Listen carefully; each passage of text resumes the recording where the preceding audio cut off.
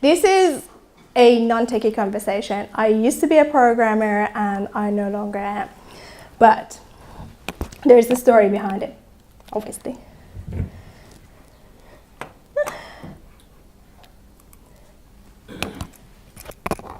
So when I was a programmer, I had a problem, and that was it, bugs. I hated it, and there was no way of basically not dealing with them.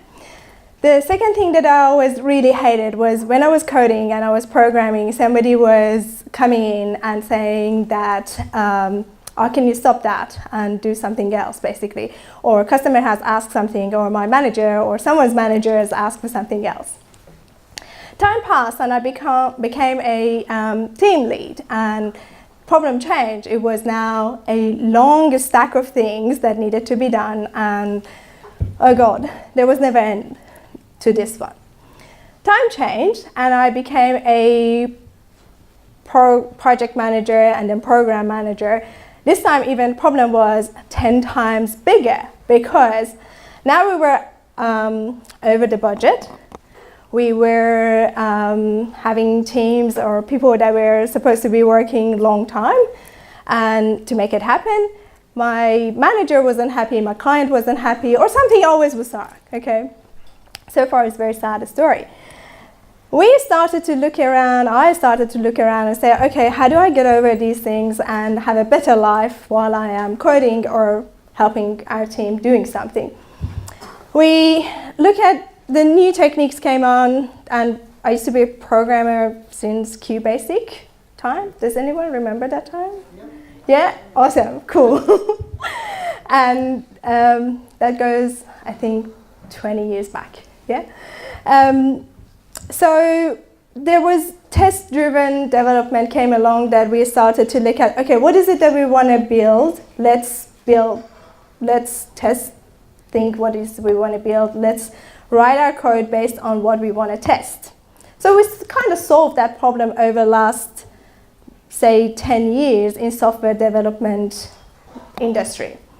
The second thing was we brought a concept of, for example, a sprint, and we said, look, during these 2 weeks that I'm working on this, can you make sure that these are the stuff that I'm working on and no one is going to interrupt me?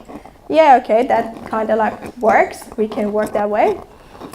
The second thing, when I was, for example, if there's a long list of stuff that you would want to work on, now we have a backlog that is somebody nicely has prioritized it for us, so things won't move that much.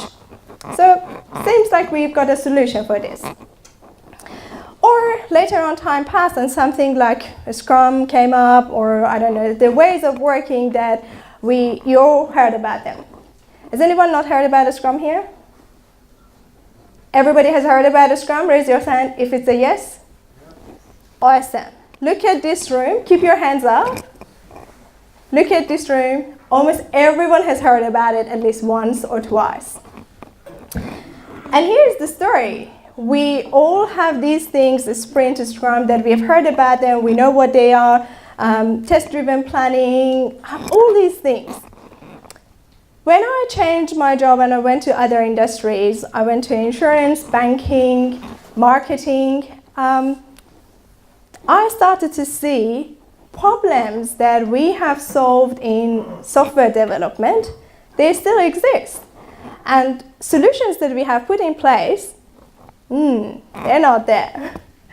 So, for example, in consultancy, this is an interesting one.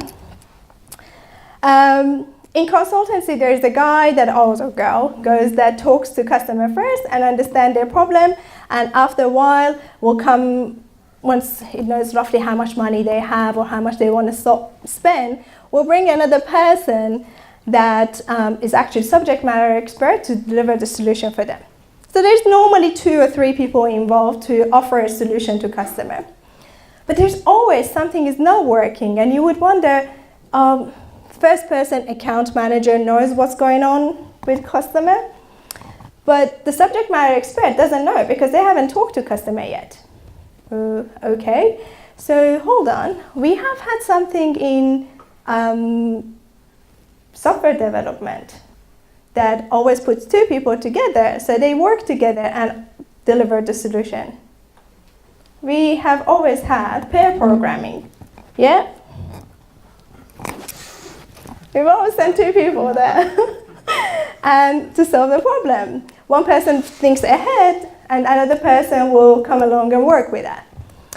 So you know that when I started to introduce that, why don't we send two of our consultants at the same time to customer? All the faces were like that. You know why? Cost, obviously. And I'm thinking like, oh, not again. Because I spent like at least many years of my life to prove to management that pair programming is actually really awesome. You think you're paying twice, but you're actually saving on the, bug fixing and problems that is in the end. So getting past that hurdle and changing the way that we go to customers was actually really successful. But I give you another example that you definitely would think everybody would think this is the right way, but that's not true. Projects that are really long, okay? Believe it or not, in HR, now we call them people and culture, finance, they also have, where's James? They also have really long projects. At the beginning of the year, they get a budget and they start working on it. But you don't see what's happening in this 6 months inside it. So it's interesting when we started to offer them a way of working. Let's first look at who are your customers, who are your users basically. They're normally different business units inside the business. And second one is we ask them, look at if you can break these things into small periods of time. And they were like, what? But why? We haven't finished any of that. We haven't finished planning. Why do we need to? How can we actually start releasing anything? So we started to put solutions in place and work with them and basically bring anything that I have learned in software development and software delivery to basically different areas of the business, which was interesting. You would wonder. But when you say sprint to them, this is the first thing that they think. They don't think about the things that we have worked on. The third example is here you can get an idea. I started to go through any management consulting problems that the businesses come to us to basically solve and think about, okay, what do I know about software development and how can I bring something from that space to this discipline? The next one, raise your hand if you have heard about digital transformation. This is really common. Old businesses, they have a way of working or making money, let's say a law firm, and they want to now change and use technology to make money or design their products, whatever that could be, and use technology in that. So imagine they need to change their people that they need, their processes, their offering, how technologies they're going to install, their legal terms and conditions will change. So for making this transformation happen, you just need more than technology. And imagine planning for those processes. It's exactly like a large program of technology that you need to look at so many different aspects of it. You need to look at the organization and you will see how you need different types of people to come together from different practices to form a circle. Well, we already know what that is. We call that a scrum. But obviously we never name it there because I was always worried that if I call it a scrum, they will see this. Or they imagine this, and that's the last thing that you would want to talk about when you're talking to head of insurance in a very serious enterprise.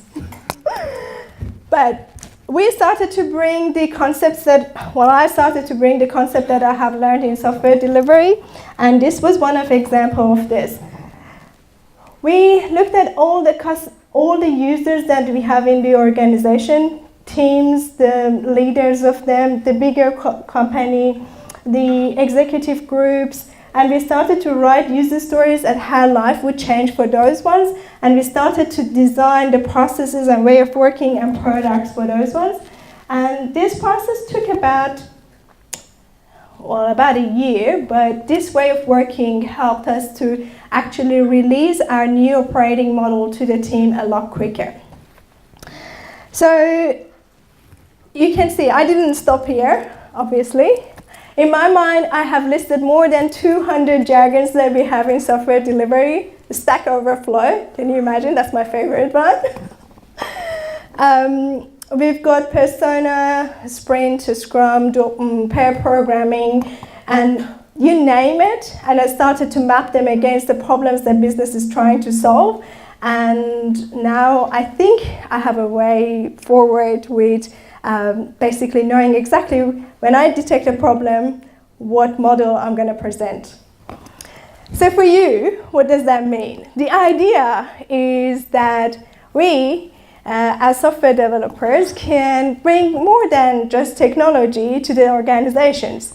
We are now having a way to enter to a different practice, which is management.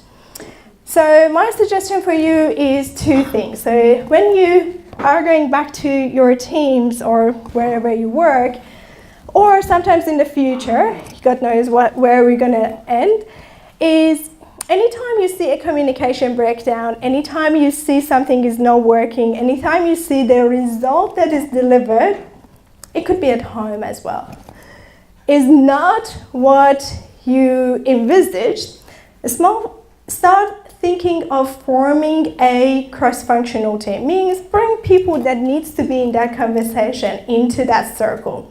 Simplest thing is the stand-ups and make them fun, quick, and just for a short period of time, okay? The second one is time boxing. Anytime you feel it's just gone for a long time and it's like you don't see an end to anything and we've been going for a long on and on and on, when you feel this repetitiveness in whatever it is, stop and introduce time boxing. Time boxing will allow us to say, okay, so we've got this period of time ahead of us. What can we do in this period only, or what's the most important thing? And we repeat. Thank you so much for listening to me.